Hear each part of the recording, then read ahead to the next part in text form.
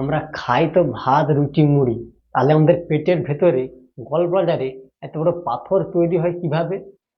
গলবাজার হলো একটি ছোট্ট থলি, লিভারে পিত্তরস তৈরি হয়ে গলবাজারে জমা হয়, এবং আমরা চর্বিযুক্ত খাবার যখন খাই তখন গলবাজার থেকে এই পিত্তরসটা ক্ষুদ্রান্তে এসে পৌঁছায় এবং আমাদের এই চর্বিযুক্ত খাবারগুলো হজম করতে সাহায্য করে।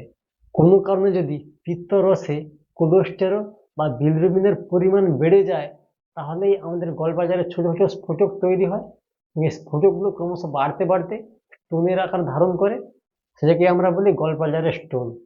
দীর্ঘ সময় খালি পেটে থাকা, অতিরিক্ত বেশি পরিমাণে চর্বিযুক্ত খাবার খাওয়া, বংশে যদি কারো গলবাজারে স্টোনের ইতিহাস থাকে এবং ওজন নিয়ন্ত্রণে না থাকা, এসব কারণে মূলত আমাদের গলবাজারে স্টোনের সৃষ্টি হয়।